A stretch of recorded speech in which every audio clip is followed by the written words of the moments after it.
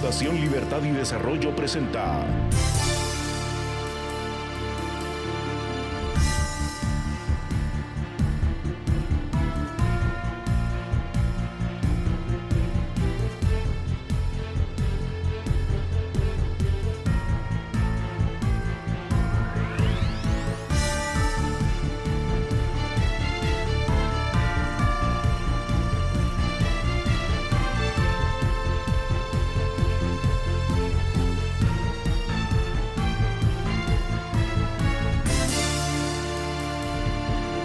Razón de Estado con Dionisio Gutiérrez.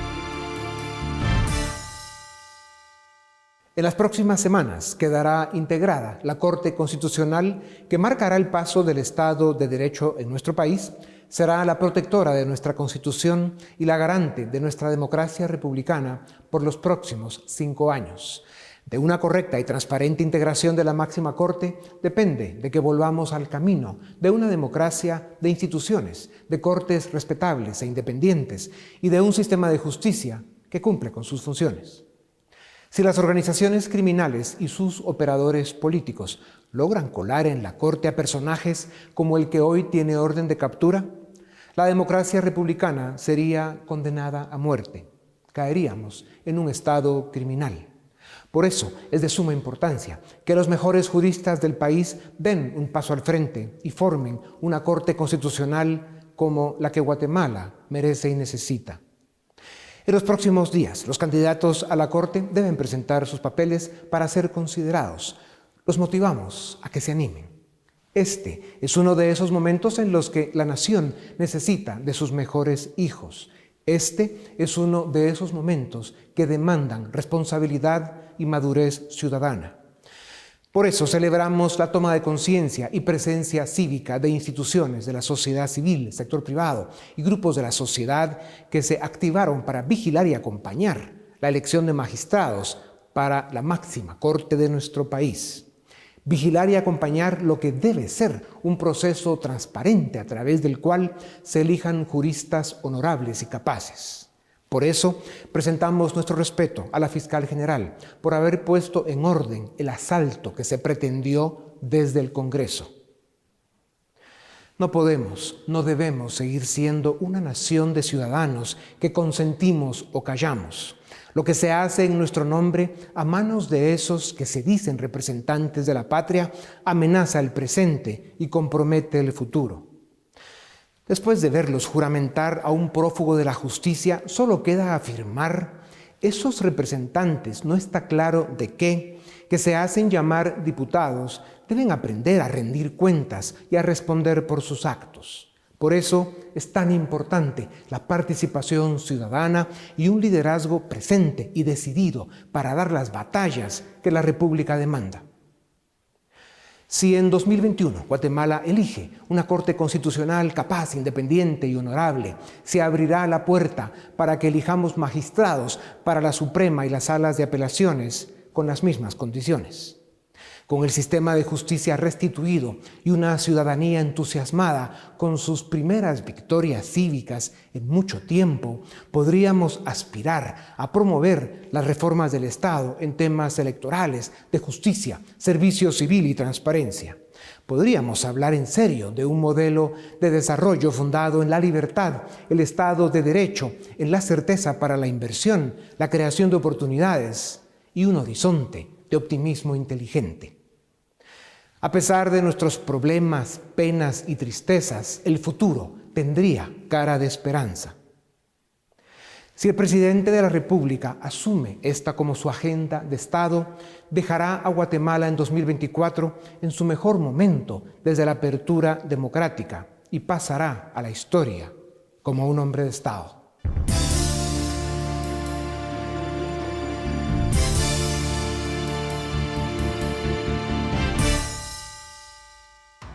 Desde la apertura democrática en 1985, la Corte de Constitucionalidad ha sido la primera y la última línea de defensa de la democracia y el bastión que ha salvaguardado el orden republicano y liberal en Guatemala.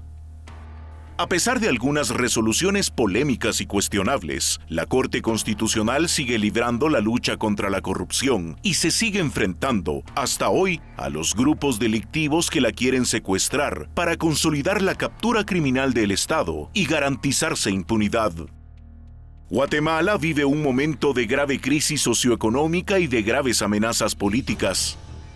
En medio de nuestro subdesarrollo político y de la devastación nacional provocada por la pandemia, las mafias políticas, los vividores de la corrupción y los grupos del crimen organizado, con total descaro y desvergüenza, intentan tomar control absoluto del sistema de justicia en nuestro país.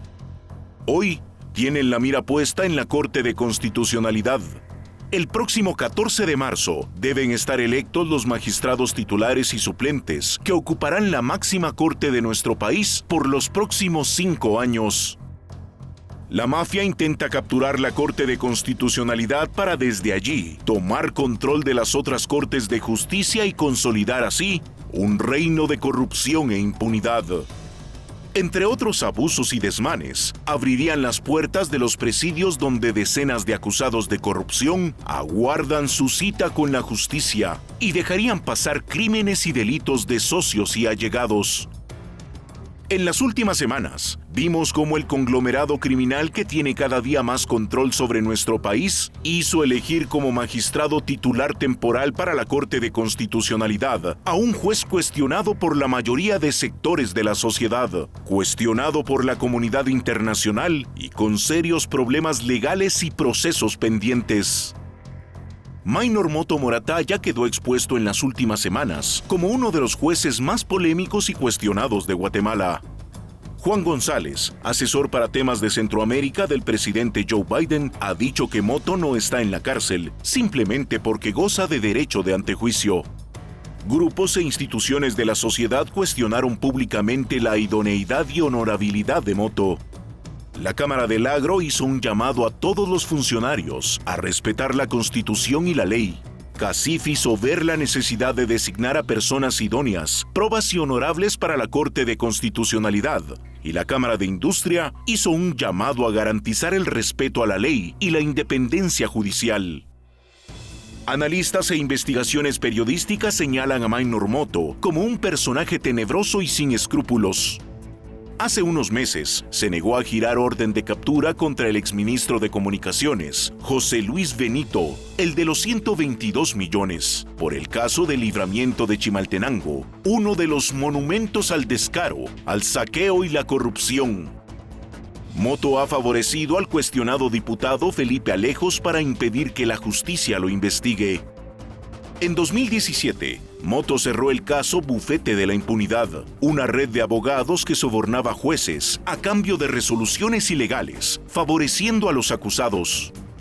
En 2020, en los peores momentos de la pandemia, intervino en el caso Comisiones Paralelas y quedó evidenciada su relación con los capos mafiosos Sandra Torres y Gustavo Alejos.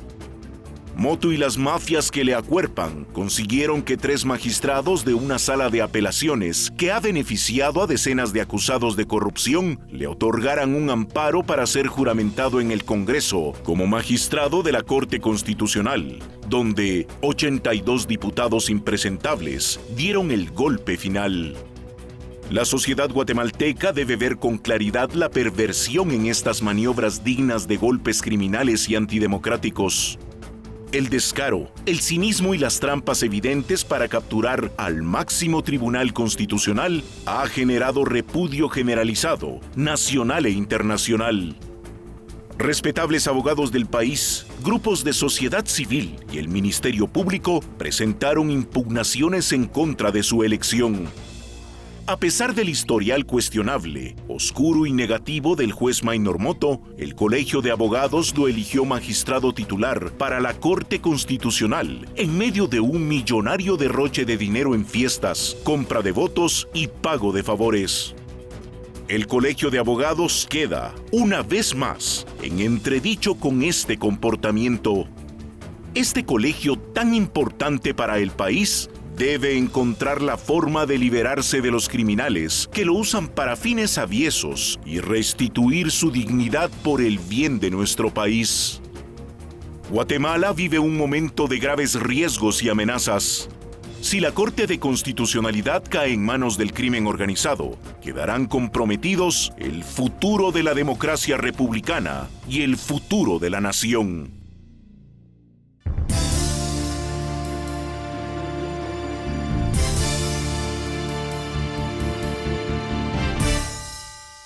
Bienvenidos a Razón de Estado. Tengo el gusto de presentarles a la doctora Claudia Escobar. Es abogada con doctorado en Derecho.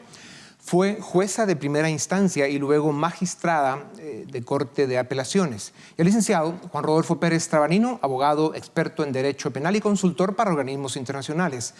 Doctora, licenciado, gracias por su tiempo. Es importante que los ciudadanos comprendamos que Guatemala vive un momento muy delicado.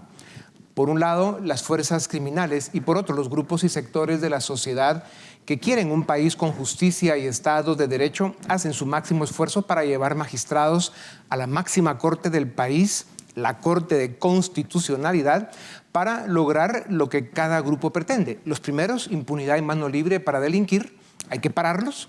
Y los segundos, los ciudadanos, queremos una oportunidad para construir un mejor país. La condición para esto es llevar a la máxima corte magistrados honorables, capaces e independientes. Guatemala está en un momento muy delicado. Licenciado Pérez Trabanino, de la integración de la próxima Corte Constitucional depende el futuro del país. Por eso presentamos nuestro respeto a la fiscal general por haber puesto en orden el asalto que se pretendió desde el Congreso con el candidato del venido a menos Colegio de Abogados.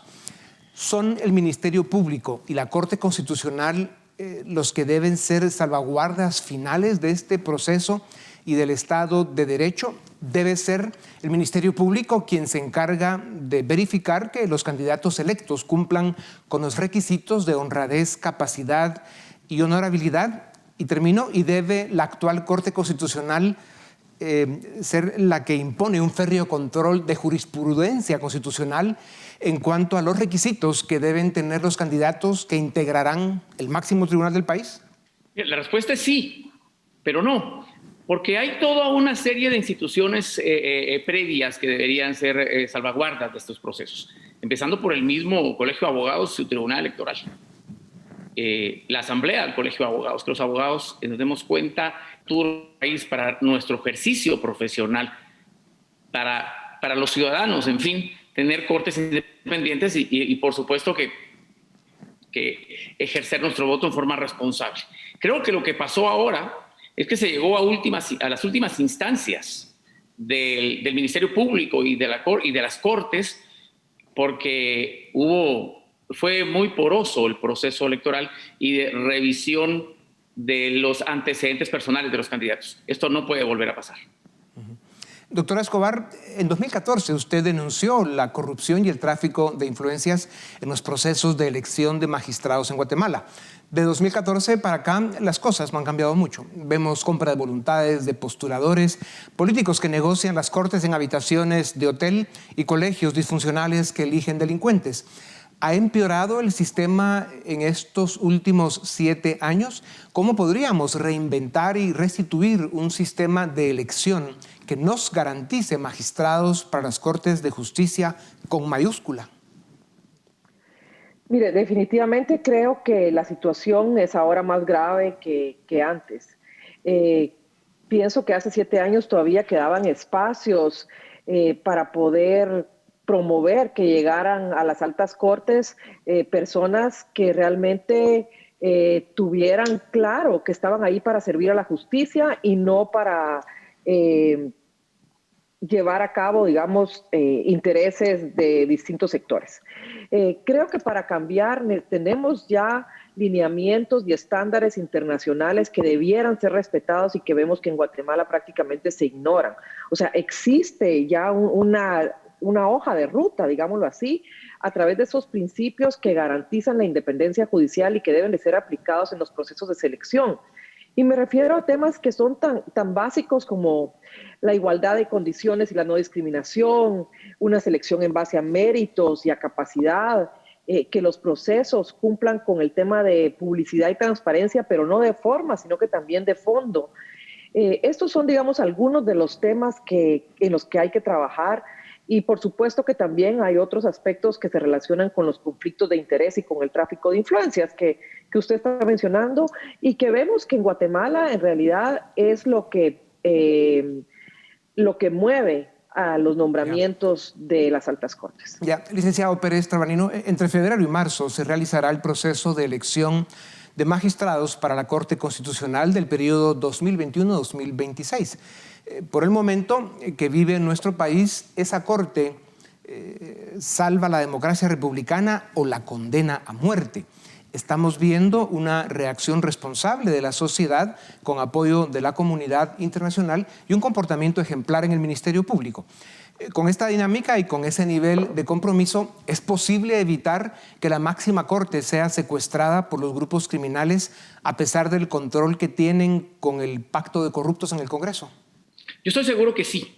A esto hay que agregarle toda una presión ciudadana muy responsable, el aparecimiento de nuevos candidatos, incluso en el Colegio de Abogados, que cambian un poco esas estructuras que están ya instituidas.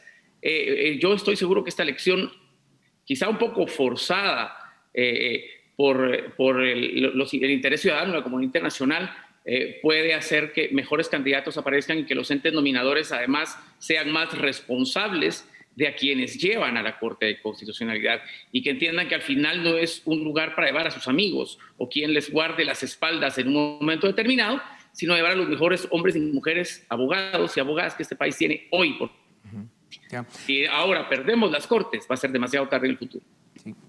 Doctora Escobar, la elección de magistrados para la Corte Constitucional se hace en los tres poderes del Estado, la Universidad de San Carlos y el Colegio de Abogados. De ahí salen 5 titulares y 5 suplentes. Estas instituciones han hecho en el pasado una designación unilateral que no garantiza que lleguen a la Corte los mejores.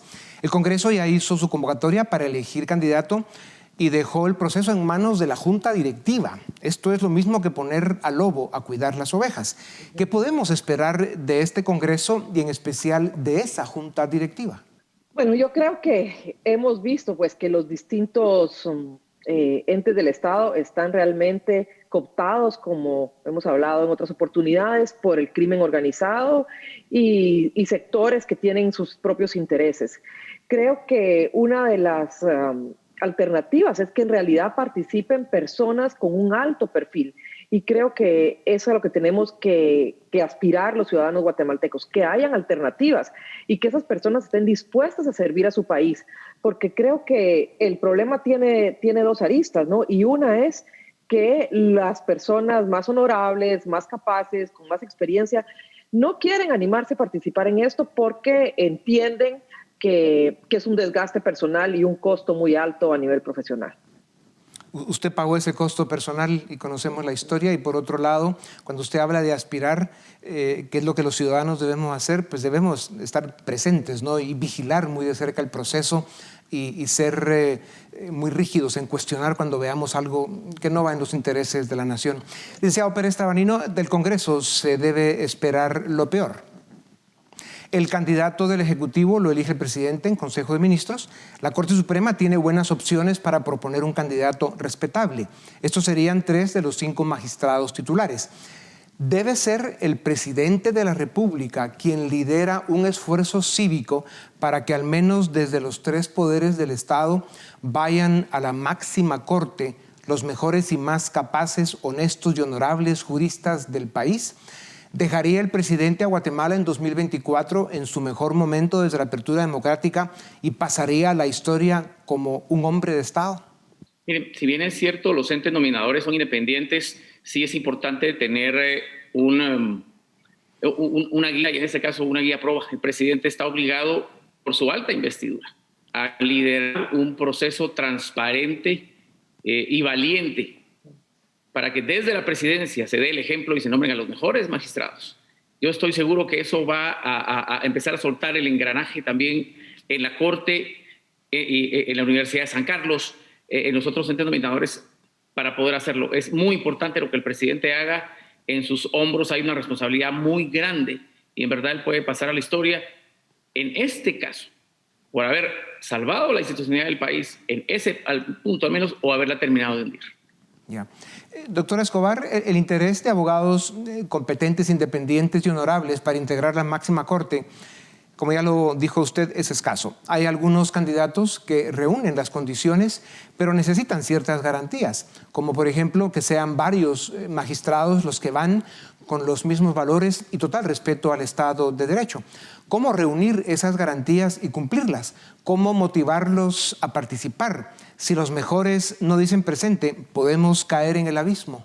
Sí, bueno, yo creo que es importante también tomar en cuenta que además de estas instituciones que son las encargadas de nombrar a los magistrados, hay otros sectores que influyen en ese nombramiento y no podemos dejar de lado la influencia del sector empresarial, que es muy fuerte, sobre el presidente y también sobre el Congreso. Está la sociedad civil también que mira estos temas de justicia, que siempre digamos, observa y denuncia cuando hay de estas situaciones. Entonces creo que hay que tratar de buscar un consenso entre todos estos sectores que tienen una voz, incluso la academia, pero me estoy refiriendo a las universidades de peso, a las que tienen credibilidad y todavía mantienen cierto prestigio, ¿no? Y no aquellas universidades de papel que hemos visto que han jugado un papel nefasto. Creo que entre todos los sectores se debe buscar lo que pudiéramos llamar un Dream Team de los mejores abogados, las personas más destacadas, aquellos que confiamos en que van a resolver los casos que se le presentan de manera independiente, de manera honesta, de manera imparcial, sin tomar en cuenta a quienes les han dado el apoyo para llegar ahí. Ya. Licenciado Pérez Tabarnino, el Colegio de Abogados elige a uno de los magistrados, como ya decíamos, para la Corte Constitucional por voto entre agremiados. El lamentable espectáculo que vimos en la elección del juez Moto dejó al colegio expuesto a la vergüenza y a ser objeto de serios cuestionamientos. Son casi 40,000 agremiados y solo 10,000 participan en esta determinante elección de un magistrado para la máxima corte. Su responsabilidad es enorme. Debe haber un esfuerzo interno para limpiar su proceso de votación para este y otros casos. ¿Cómo se puede activar a los 30,000 agremiados que no participan? El Colegio de Abogados es un tema muy complejo, Dionisio. Ha venido en un proceso de empobrecimiento, yo diría que en los últimos 20 años, terrible, con el aparecimiento de los llamados operadores políticos que no son más que traficantes de influencias. Los reyes del tenis. Empezaron, entre otros, que empezaron dando servicios clientelares y que se convirtieron en el puente perfecto para los políticos y el crimen organizado en el sistema de justicia. Eso está instituido en el Colegio de Abogados. Ese ha sido un buen negocio. Por eso es que la inversión millonaria en campañas electorales que no tienen ningún sentido cuando son puestos ad honorem. La única manera de rescatar el colegio en este momento es que con el aparecimiento de nuevas posibilidades, de nuevas candidaturas y de nuevos sectores que tradicionalmente no participan en la elección y que ahora podría abrirle campo también a una nueva generación de votantes que antes no votaban, pero que ahora podrían votar por candidatos distintos. Ojalá suceda. Ya. Doctora Escobar, el gobierno de Estados Unidos ha dado claros mensajes sobre la necesidad de independencia judicial y honradez en el sistema de justicia guatemalteco.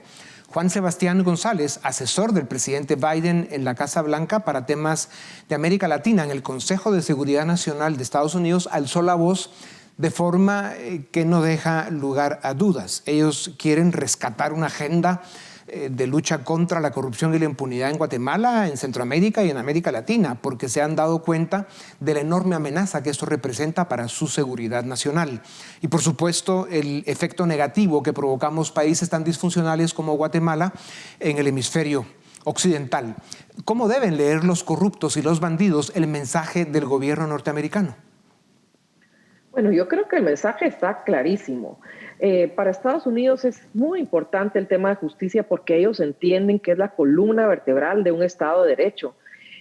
Las cortes son las encargadas de mantener la paz social en un país. Y si las cortes no funcionan, si el ciudadano no confía en sus jueces, no va a ser capaz de resolver esa gran problemática que tienen, porque dudamos de la imparcialidad de quien va a ayudarnos a resolver los grandes conflictos del país.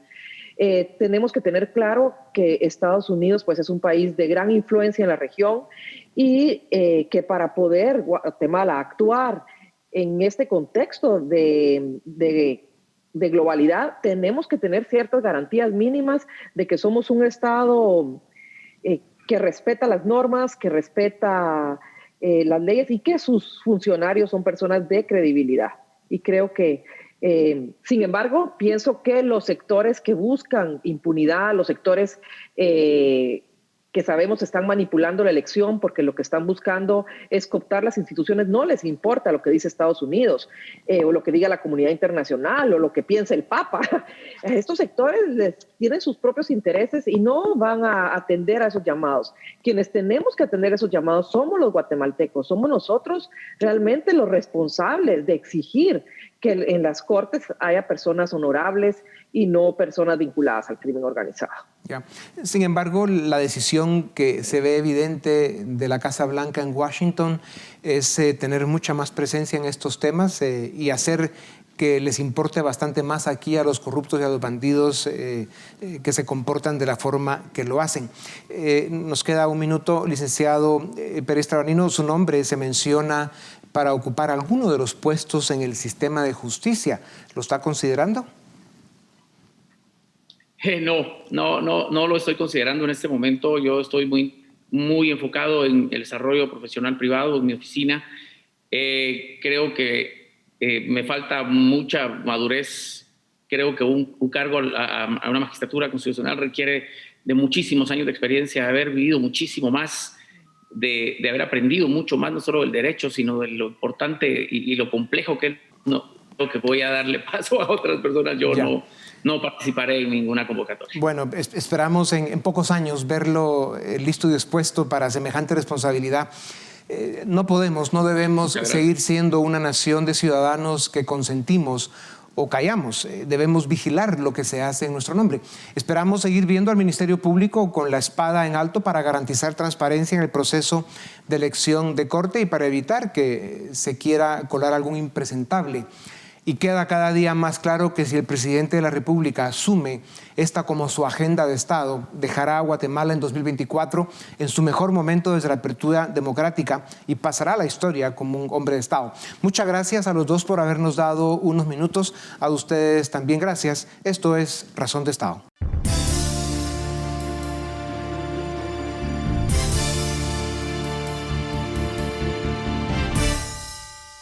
Iniciamos el debate en Razón de Estado.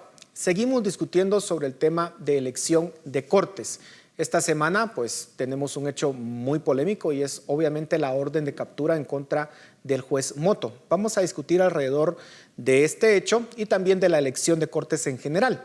Para ello contamos con la participación de Osvaldo Samayoa, quien es catedrático universitario, y también de Edgar Ortiz, director del área política de Fundación Libertad y Desarrollo. A ambos, muchas gracias por estar en Razón de Estado.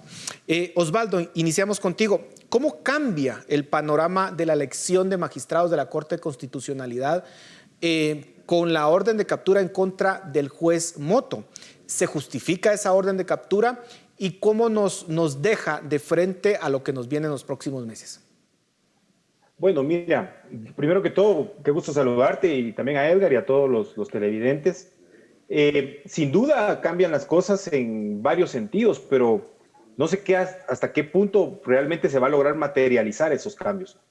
El primero, porque hemos estado hablando de un tema de legalidad en cuanto a la calificación que tiene que hacer el colegio de quienes se postulen a cualquier tipo de candidatura dentro del colegio de abogados. Y sabemos que ya ha convocado para elegir magistrado dentro del colegio para el próximo periodo 2021-2026.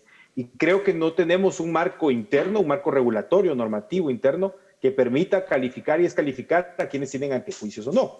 Pero aquí viene otro punto. Digamos que el mayor impacto que podría tener esto que está sucediendo debería ser sobre el gremio mismo en cuanto a por quién va a votar y qué tipo de candidatos están participando. Es decir, queda en una reflexión bastante personal de cada uno de los votantes de poder identificar a quién voy a favorecer y qué estoy favoreciendo con mi voto.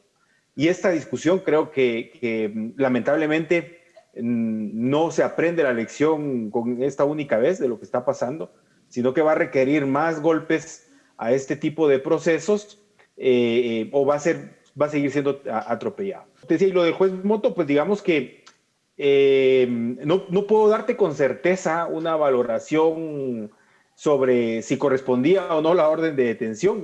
No tengo los elementos que puede haber tenido la jueza en presencia. Me parece que la determinación que hace el Ministerio Público sí da paso para citarlo, para que se apersone ante un proceso penal. No sé con qué extremo se determina que haya una orden de detención, pero ciertamente ya era parte de un cuestionamiento que se venía dando desde la FESI, ¿verdad?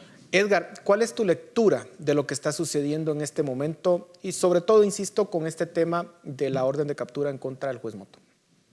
Bueno, lo que estamos viendo es que finalmente estalló la bomba. Habían propuesto como candidato, habían hecho una apuesta, diversos sectores, algunos cuestionables también, de que el juez Motto iba a ser aquel magistrado que iba a ir a cambiar la correlación de fuerzas a la Corte de Constitucionalidad. Esa es la realidad política detrás de esta digamos, promoción del juez Motto. Y lo que vimos fue que pues, ese descaro también tiene la mala fortuna para esta gente, que coincide con el cambio de gobierno en Estados Unidos, con la entrada de la administración Biden, que inmediatamente voltea a ver a Guatemala, restablece la línea del consenso bipartidista de Washington. Hay una presión muy grande porque se respete el Estado de Derecho en Guatemala, y cuando alguien ve que un juez con ese pedigrí estaba llegando a la Corte de Constitucionalidad, pues contribuyó a que hubiera mensajes muy contundentes en contra de esa situación. Creo que eso es lo que explica en buena medida la dimensión del problema. Estamos hablando de un juez altamente cuestionado, estamos hablando de un juez que ha favorecido en repetidas ocasiones a personajes como Felipe Alejos, a personajes vinculados a muchos casos de corrupción. Y como repito, ¿no? Creo que todos estos hechos hicieron que finalmente el sistema despertara. Y con el detalle adicional que pues el juez Motto, entre que pide su permiso para asumir como magistrado del ACC, deja de ser juez y pierde su antejuicio, pues dejó una ventana de días para que todas aquellas acusaciones que se habían quedado en simples antejuicios se transformaran ahora sí en un caso criminal, porque él había estado eludiendo la justicia, y hay que decir esto, con la protección también de la Corte Suprema de Justicia. Y ahora que él se quedó sin protección, pues hubo la oportunidad de finalmente acusarlo criminalmente como correspondía. Ahora, ¿cómo deja esto el proceso que se siguió en el Colegio de Abogados? Tienen que convocar nuevamente a elecciones. ¿Qué pasos legales se tienen que seguir? Sobre todo porque hay un periodo que se tiene que cubrir hasta el mes de abril y que obviamente en este momento está vacante. ¿Qué procede, Osvaldo? Yo lo que veo es que hay un amparo provisional otorgado por un juzgado que entiendo fue apelado este amparo provisional por parte del propio colegio. Digamos, hay un proceso abierto donde todavía no se le podría dar designación como se apuró a hacer el Congreso en el caso del juez Motto. Es decir, hay que esperar que finalice ese proceso para hacer otra convocatoria, en todo caso, para terminar este periodo, pero tampoco da tiempo. Aquí también hay un tema de plazos, porque ya se convocó para ahora 26 o 29 de febrero, 26 de febrero o 9 de marzo, no recuerdo cuál de las dos fechas iba a ser, donde se iba a dejar claro ya la elección, porque en abril, el 14, el 13 de abril, tiene que estar tomando posesión la nueva Corte de Constitucionalidad. Y entonces me parece que esta presión que ejercieron para que se llevara a cabo esta elección de la suplencia del magistrado fallecido Bonerge, pues no va a tener otro resultado más. Creo que ha quedado hasta ahí. Creo que se va a quedar incluso sin materia el proceso de amparo, porque le alcanza esta otra elección que tenemos que realizar ya. ¿Es la misma lectura que tienes, Edgar? Básicamente quedará vacante, queda automáticamente descalificado el juez Motto con lo que pasó en esta semana. Sí, definitivamente. Bueno, a ver, hay varias cosas ahí, como decía Osvaldo. Punto número uno, recordémonos que el pleito por el cual Motto no podía asumir es porque había como 11 recursos de apelación que presentaron un montón de personas en contra de la victoria del juez Motto en la Corte de Constitucionalidad. Eso es lo fundamental. Entonces, esos temas se tienen que resolver en la asamblea de presidentes de los colegios profesionales. Ahí está el colegio de médicos, de ingenieros. O sea, esto es un proceso bastante complicado de por sí. Entonces, ahí hay todo un mundo de posibilidades. Entonces, por eso creo que los tiempos son clave, como decía Osvaldo.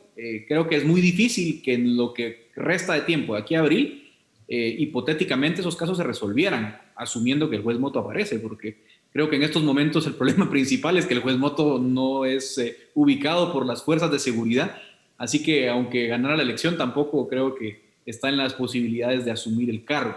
Eso creo que es la lectura principal. Y luego creo que vamos a tener que enfocarnos más bien en lo que vaya a ser la elección para el periodo 2021-2026. Y ese es precisamente en donde quisiera que pudiésemos hablar en este momento. Tenemos básicamente dos procesos. Uno, el pendiente de la Corte Suprema de Justicia, en donde vemos que el Congreso pues pone en agenda el punto, pero nunca se inicia finalmente ese proceso. Y por otra parte, ese proceso para elegir magistrados en la Corte de Constitucionalidad. ¿Qué pasa? Hablemos antes de llegar al Corte de Constitucionalidad, hablemos del proceso en la Corte Suprema de Justicia, el que está pendiente en el Congreso. ¿Hacia dónde va? ¿Cuánto tiempo más va a tardar? Osvaldo. Mira, aquí hay un tema clave. Los tiempos judiciales nunca son los tiempos políticos, dicen, o muy rara vez los hacen casar, ¿verdad? Y evidentemente el tiempo de nombramiento y la resolución que emite la Corte de Constitucionalidad respecto de este caso es un tiempo judicial que políticamente lo están estirando. Y lo están estirando hasta tener vientos favorables para evitarse lo que decía precisamente la resolución de la Corte de Constitucionalidad. Elegir no a los que están dentro de posibles señalamientos de la FESI y que toda votación sea a viva voz, porque la votación a viva voz te pone en evidencia por quién estás votando y si estás votando por estos que están señalados por la Fiscalía contra la Impunidad. Digamos que están esperando el tiempo ideal para que esto suceda y entonces poder elegir Corte Suprema de Justicia. Ahora bien, la presión con los cambios que se dan en Estados Unidos, más las cuotas de presión que hay aquí propias internas en el país, pues empiezan a hacer que aparezca en la agenda legislativa, pero no necesariamente quiere decir que se va a materializar hasta que tengan una luz verde o algo que realmente les garantice que puedan poner a quienes posiblemente ya hayan pactado o hacerse a un lado de esta resolución de la Corte. Y en ese sentido, Edgar, lo que vemos es un congreso bastante envalentonado. Hizo lo que vimos hace algunas semanas con la designación del juez Moto, aun cuando no correspondía según muchos abogados, y luego pues vemos que retrasa esa elección de la Corte Suprema de Justicia. ¿Cómo llegamos a ese punto? ¿Cómo es posible que tengamos un Congreso que básicamente le dé la espalda al pueblo y haga cosas explícitamente a favor de la impunidad y de la corrupción?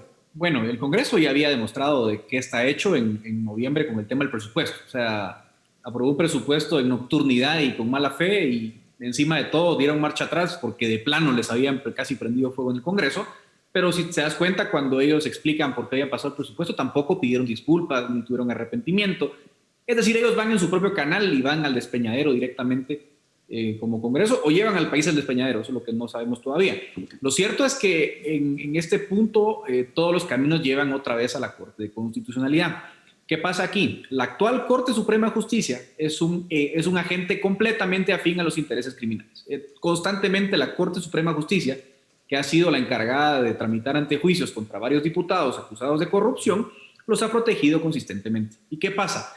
Que ahora en marzo hay que nombrar a la nueva Corte de Constitucionalidad y ellos saben que así como el Congreso nombra a un magistrado de la CC, también lo hace la Corte Suprema de Justicia. Entonces lo que ellos están esperando es que no cambie la actual magistratura de la Corte Suprema de Justicia para que entonces la actual Corte Suprema de Justicia, que es afín a sus intereses oscuros, nombre un magistrado en la CC que les es afín. Esa creo yo, Paul, que es la lucha que tienen ellos y por esa razón es que vemos constantemente que el Congreso está pateando la pelota, esperando a que la Suprema nombre un magistrado de la CC y después de eso, pues ni modo, pues ya habrá menos presión para seguir alargando la agonía.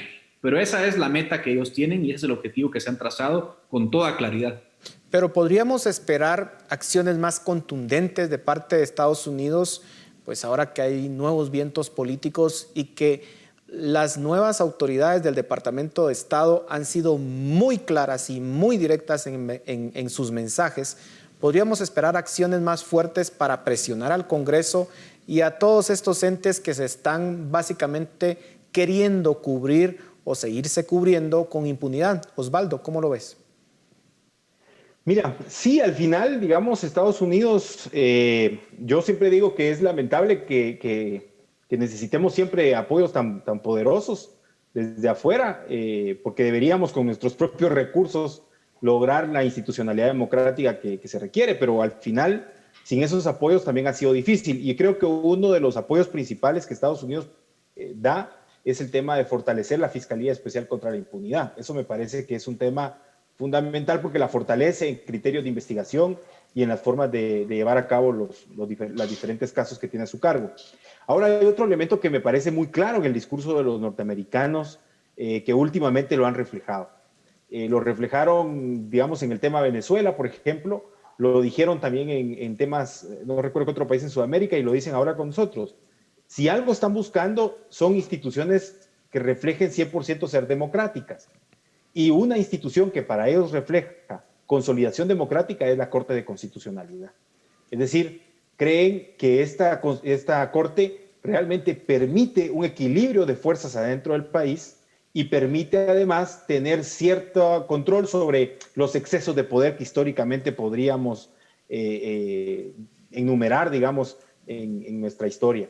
Entonces, creo que Estados Unidos ciertamente le apuesta a una Corte fuerte, le apuesta a empoderar y fortalecer su cooperación en términos de investigación contra temas de corrupción, contra temas de impunidad, porque también son temas sensibles para ellos, porque esta corrupción les permite trata de personas, tráfico de drogas, tráfico de armas y cosas que muy cercanas a ellos históricamente no lo han querido. Y creo que por ahí la administración Biden, y esto hay que decirlo, perdón que me extienda unos segundos más, pero con Trump no es que haya cambiado la política internacional, lo que pasa es que era un desorden en Estados Unidos adentro. Y entonces había como una situación de todos contra todos. Pero con Biden lo que hace Estados Unidos es retomar su política internacional de forma ordenada, que es mantener este tipo de relaciones con sus países al sur, en donde pueda ayudar y cooperar en temas de estabilidad democrática, que para este caso viene siendo la Corte de Constitucionalidad. Ahora, ya nos quedan pocos minutos, pero hay dos instituciones clave en la elección de la Corte de Constitucionalidad que muchas veces sale un poco del radar. Y me estoy refiriendo en primer lugar a la Universidad de San Carlos de Guatemala, que tiene un papel importante que jugar acá, y la otra pues es el Ejecutivo, el presidente.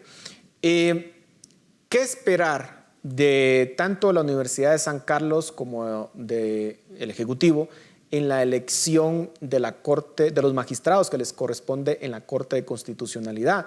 ¿Cuáles serían los procesos que tendrían que seguir? Ya hemos hablado del Colegio de Abogados, el Congreso, la Corte Suprema de Justicia, pero hablemos de la Universidad de San Carlos y del Ejecutivo. Edgar. Sí, a ver, yo creo que aquí es un tema fundamental, Pablo, en los minutos que nos quedan. Punto número uno, siempre se ha interpretado que nombrar magistrados es casi como que una facultad de uno de los órganos, pero eso es una lectura muy parcial. En realidad, el hecho de que una autoridad como el Ejecutivo, como la San Carlos nombre, significa que a lo interno deberían haber reglas transparentes para evaluar a los mejores perfiles y llevar a la Corte a los mejores magistrados.